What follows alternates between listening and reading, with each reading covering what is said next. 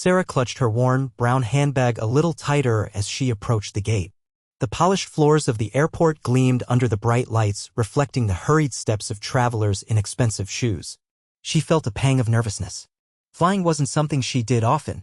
Usually it was trains or buses, but this trip was special. Her clothes were simple, a plain, blue cotton dress and a light cardigan. Nothing fancy, nothing that screamed first class. And that's exactly where her ticket said she was headed. A gift from John, her husband. He'd insisted she visit her sister, and he'd booked her the best seat on the plane. As she handed her boarding pass to the gate agent, she couldn't help but notice the agent's slightly raised eyebrow. Sarah smiled politely, trying to ignore the feeling of being out of place. She walked down the jet bridge, the sound of her sensible shoes echoing on the metal floor. The entrance to first class was like stepping into another world. Plush, leather seats reclined invitingly. Soft, ambient lighting created a calming atmosphere. Attendants in crisp uniforms offered sparkling water and warm smiles. But Sarah couldn't shake the feeling that she didn't belong. She found her seat, 2A, and carefully stowed her handbag in the overhead compartment. As she settled in, she noticed the other passengers eyeing her with a mixture of curiosity and disdain. They were dressed in designer clothes, adorned with expensive jewelry, and carried themselves with an air of effortless sophistication. Sarah felt a blush creep up her neck. This was going to be a long flight. The first-class cabin was a study in understated luxury. Thick, wool carpets muffled every footstep. Each seat was a personal pod, complete with a small, adjustable reading light and a personal entertainment system embedded in the seatback. Small vases held single, perfect orchids on the side tables. Even the air seemed fresher, subtly scented with something clean and floral. But the true opulence wasn't in the physical surroundings, it was in the passengers themselves. They were a curated collection of wealth and privilege. A woman in a Chanel suit chatted loudly on her phone, discussing stock options. A man with a neatly trimmed beard scrolled through emails on his tablet, occasionally barking orders into his Bluetooth headset. Another woman meticulously applied lipstick in a compact mirror, her diamond bracelet catching the light with every movement. They seemed to exist in a bubble of their own importance, oblivious to the world outside their immediate concerns. And within that bubble, Sarah felt like an unwelcome intrusion. Their eyes, though carefully averted, still managed to convey a silent judgment. She was an anomaly, a splash of ordinary in a sea of extraordinary. The air crackled with unspoken disapproval. Sarah wished she could disappear, melt into the plush upholstery, and become invisible. The flight had barely begun, and she already dreaded the hours ahead. She tried to focus on the small screen in front of her, searching for a movie to distract her from the palpable tension in the cabin. But even the bright colors and flashing images couldn't penetrate the wall of discomfort that surrounded her. This was going to be more than just a long flight, it was going to be an ordeal. The whispers started subtly, like the rustling of silk scarves. Sarah pretended not to notice, focusing intently on the safety demonstration playing on the screen. But the glances were harder to ignore. Quick, assessing looks that swept over her simple dress, her unstyled hair, her practical shoes. She heard snippets of conversations, carefully pitched just loud enough for her to overhear. "Don't you think she's a little underdressed?" one woman murmured to her companion, followed by a tinkling laugh. Another passenger, a man in a pinstripe suit, raised an eyebrow and gave a barely perceptible shake of his head as he caught Sarah's eye. The air was thick with unspoken judgments. They seemed to be silently questioning her right to be there in their exclusive domain. Sarah felt like an imposter, a gatecrasher at a party she wasn't invited to. She clutched her hands tightly in her lap, trying to project an air of confidence she didn't feel. A flight attendant approached, offering a pre-flight beverage. "Madam," she asked, her tone polite but impersonal. Sarah ordered a simple water, avoiding eye contact. As the flight attendant walked away, Sarah heard another whisper. "Water? Really? No champagne?" This time, the laughter was less restrained, more openly mocking. Tears pricked at the corners of Sarah's eyes. She blinked them back, determined not to let them see her vulnerability. She took a deep breath and reminded herself of what John had said. "Don't worry about what anyone else thinks, Sarah. You deserve to be pampered." But right now, being pampered felt like the last thing she deserved. It felt like a spotlight, highlighting her perceived inadequacies for everyone to see. The subtle jabs escalated when Brenda, a woman with a perfectly coiffed blonde bob and an aggressively expensive handbag, decided to take center stage. Brenda had been observing Sarah with thinly veiled disdain since she'd boarded. Now she leaned forward, her voice dripping with condescension. "Excuse me," Brenda said, her voice carrying a sharp edge. Sarah flinched, turning to face her tormentor. "Are you sure you're in the right seat? Perhaps there's been a mistake. This is, after all, first class. Sarah's cheeks flushed crimson. Yes, I'm sure, she managed to say, her voice barely a whisper. She held up her boarding pass as if offering proof of her legitimacy. Brenda barely glanced at it. Well, I'm just saying, she continued, her tone dripping with false concern, some people just aren't used to this kind of luxury. It must be quite overwhelming for you. She punctuated her remark with a brittle laugh that echoed through the cabin. Other passengers shifted uncomfortably, but no one intervened. They seemed content to watch the drama unfold, like spectators at a sporting event. Sarah felt a wave of humiliation wash over her. Brenda's words were like a slap in the face, confirming her worst fears. That she didn't belong, that she was an object of ridicule. Perhaps, Brenda continued, pressing her advantage, you'd be more comfortable in economy? I'm sure they have a lovely selection of peanuts and pretzels. She smirked, clearly pleased with her own cruelty. Sarah's heart pounded in her chest. She wanted to disappear, to crawl under her seat and hide from the world. Brenda's words hung in the air, heavy and suffocating. This was no longer just discomfort. It was outright hostility. Instead of succumbing to tears or lashing out in anger, Sarah took a deep breath and met Brenda's gaze. There was a quiet strength in her eyes, a steadiness that surprised even herself. She wouldn't give Brenda the satisfaction of seeing her break down. I'm quite comfortable, thank you, Sarah replied, her voice calm and even. The tremor she felt inside didn't betray her outward composure. And I believe the peanuts and pretzels are complimentary for all passengers. Brenda's smug expression faltered for a moment. She clearly hadn't expected Sarah to stand up for herself. The other passengers, too, seemed taken aback. The air of anticipation shifted to one of curiosity. Sarah straightened her dress and smoothed her hair, deliberately ignoring Brenda's glare. She picked up the magazine from the seat pocket and began to flip through it, pretending to be absorbed in the articles. Inside, her heart was still racing, but she refused to let it show. She focused on maintaining a serene expression, a mask of indifference that belied the turmoil within. It was a skill she'd learned over the years, a way of protecting herself from the judgments of others. She knew that appearances could be deceiving, that outward displays of wealth and status often masked deep insecurities. The silence in the cabin stretched, thick with unspoken tension. Brenda, momentarily silenced, fidgeted in her seat, clearly unsure how to proceed. Sarah continued to read her magazine, turning the pages slowly and deliberately, projecting an air of quiet confidence. She wouldn't let Brenda win. She wouldn't let them all see how much their words had hurt. She would remain calm, collected, and utterly unfazed, at least on the surface. This was her small act of rebellion, her way of reclaiming her dignity in the face of their condescension. A flight attendant, noticing the tension radiating from the two women, hurried over with a practiced smile. Is everything all right here, ladies? She asked, her voice carefully neutral. Brenda, sensing an opportunity to gain an ally, seized the moment. No, not really, she said, her voice dripping with indignation. This woman, she gestured dismissively at Sarah, is making me extremely uncomfortable. I simply don't understand why someone like her is allowed to travel in first class. It cheapens the entire experience. The flight attendant's smile wavered slightly. She glanced at Sarah, then back at Brenda, clearly trying to assess the situation without taking sides. I assure you, madam, all our passengers are valued guests, she said diplomatically. Is there anything I can do to make you both more comfortable? Brenda scoffed. Yes, there is. You can move her to economy. I'm sure there's a seat available. I'm paying a premium for this experience, and I don't appreciate having to share it with that. She emphasized the word that with a pointed sneer. The flight attendant's professional mask slipped further. She looked at Sarah with a hint of sympathy, but her loyalty clearly lay with the paying customers. I'm afraid I can't simply move a passenger without a valid reason, she said hesitantly. A valid reason? Brenda shrieked, her voice rising in pitch. I'm giving you a valid reason. She's offensive to my sensibilities. Is that not enough?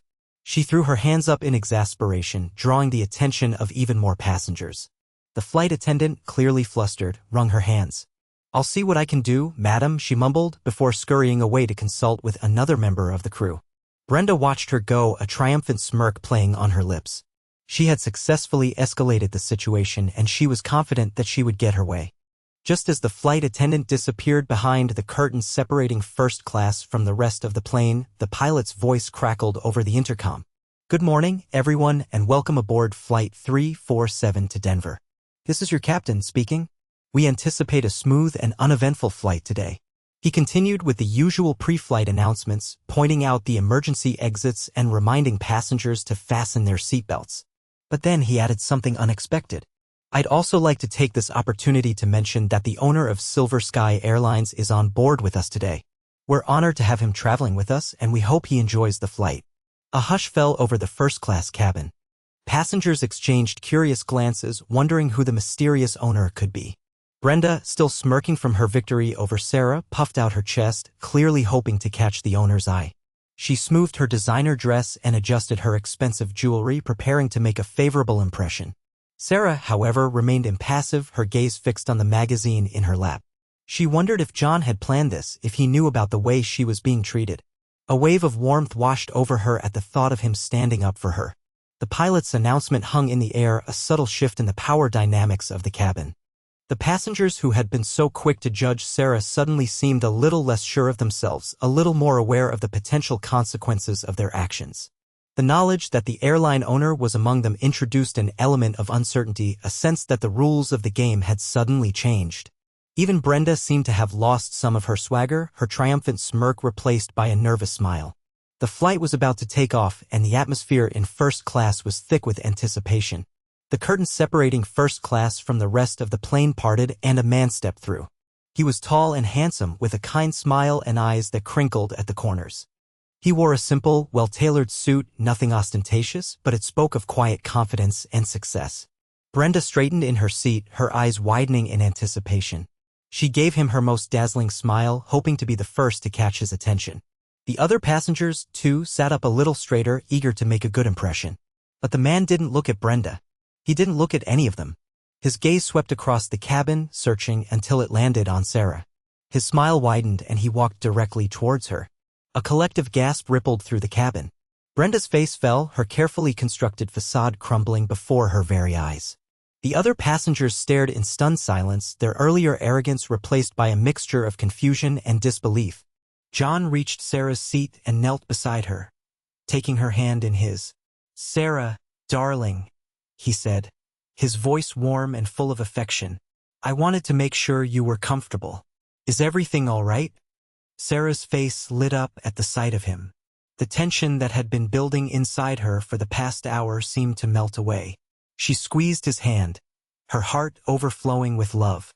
"Everything's perfect now," she said, her voice filled with genuine happiness. The contrast between John's genuine warmth and the cold disdain of the other passengers was stark and undeniable.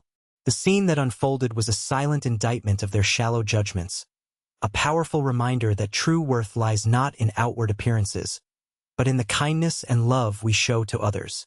The game had changed, and everyone knew it.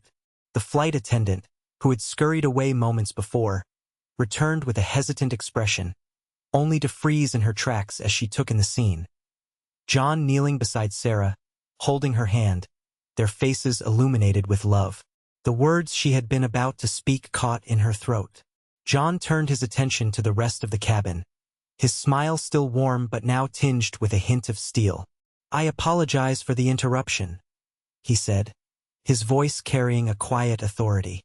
"I simply wanted to check on my wife and ensure she was having a pleasant flight." He paused, letting his words sink in. The silence in the cabin was deafening. Every eye was fixed on him, every face etched with a mixture of disbelief and dawning realization. "You see," John continued, his gaze sweeping across the passengers, "Sarah isn't just a passenger on Silver Sky Airlines. She's the reason I built this airline. She's my heart, my inspiration, and the most important person in my life." He stood up, gently helping Sarah to her feet. He put his arm around her shoulders, drawing her close to his side. "And for those of you who may have forgotten," he added, his voice now laced with a subtle but unmistakable warning, "Silver Sky Airlines is committed to treating all passengers with respect and dignity, regardless of their appearance or background. Kindness and compassion are the cornerstones of our company, and I expect everyone on board to adhere to those values." The reveal was complete. The simple woman they had so readily dismissed was, in fact, the wife of the airline owner.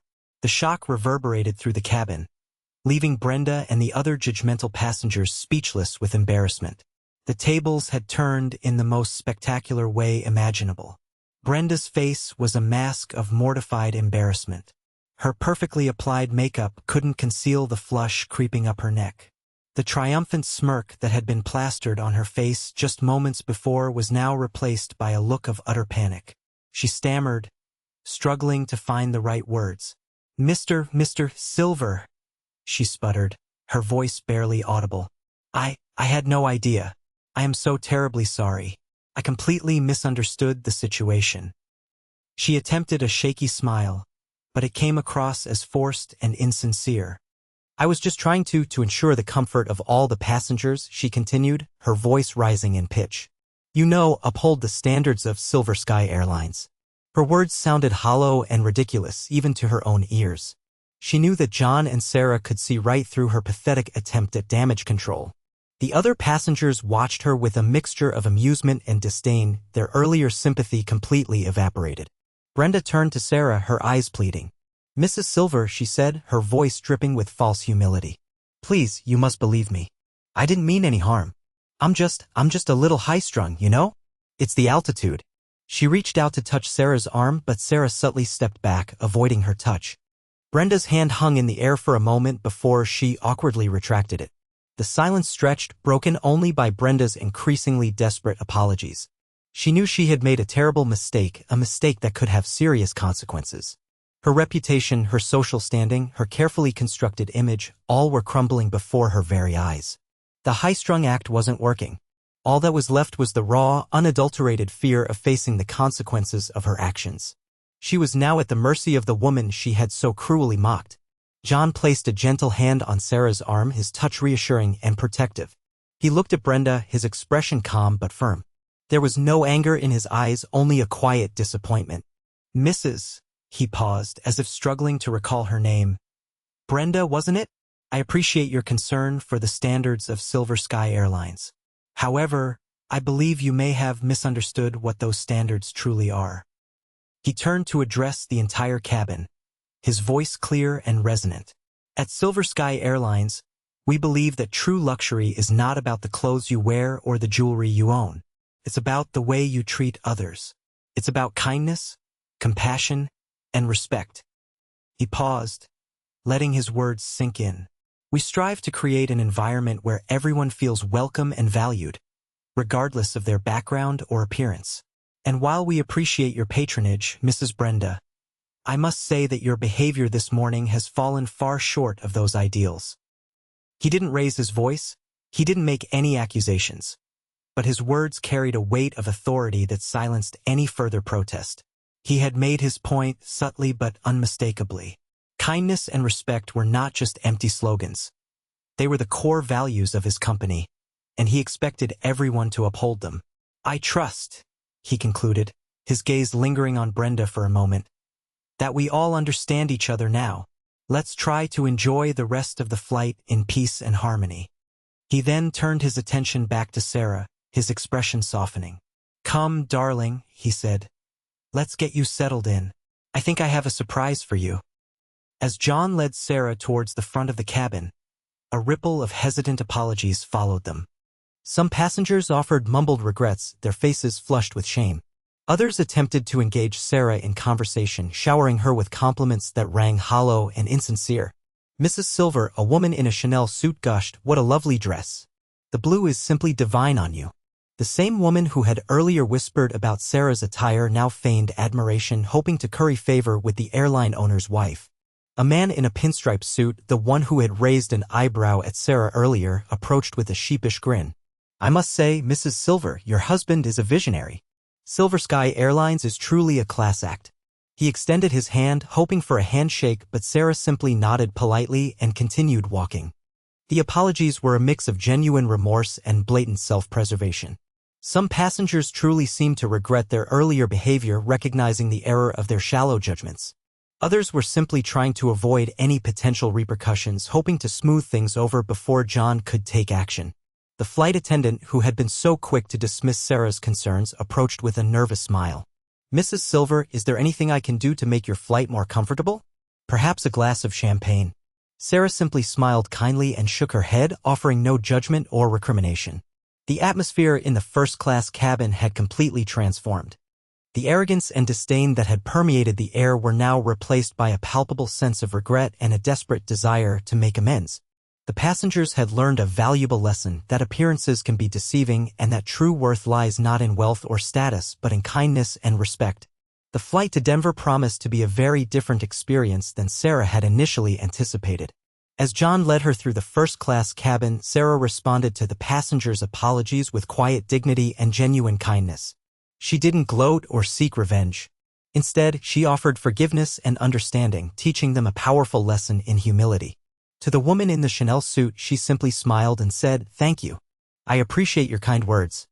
To the man in the pinstripe suit, she nodded politely, acknowledging his apology without dwelling on his earlier judgment. Even to the flight attendant who had been swayed by Brenda's influence, Sarah offered a gentle smile and a reassuring nod. She understood that the flight attendant was simply trying to do her job, and she held no resentment. Her actions spoke louder than words. She demonstrated that true strength lies not in outward appearances or social status but in inner grace and compassion.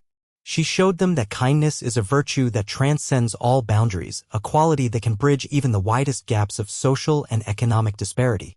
Sarah didn't need to flaunt her husband's wealth or assert her newfound power. Her quiet dignity was enough. She had risen above their petty judgments and emerged as the true leader in the cabin, not through force or intimidation but through the simple act of extending kindness to those who had wronged her. She offered no lectures, no recriminations, just a silent message of forgiveness and understanding. And in that silence, the passengers learned a lesson they would never forget, that true humility is the greatest virtue of all. Sarah's response wasn't just about forgiveness, it was about teaching them how to be better people. While Sarah offered forgiveness, John quietly ensured that justice was served. A few minutes later, as the plane taxied towards the runway, a different flight attendant approached Brenda. "Madam," she said, her voice polite but firm, "I'm afraid there's been a slight change in your seating arrangement. We need your seat for another passenger." Brenda's eyes widened in alarm. "What? But I paid for first class," she protested, her voice rising in pitch. "I understand, madam," the flight attendant replied calmly, "but I assure you, your comfort is our priority. We've arranged a comfortable seat for you in Economy Plus with extra legroom and complimentary beverages." Brenda sputtered, attempting to argue, but the flight attendant remained unmoved. "Please gather your belongings, madam. We need to expedite this process."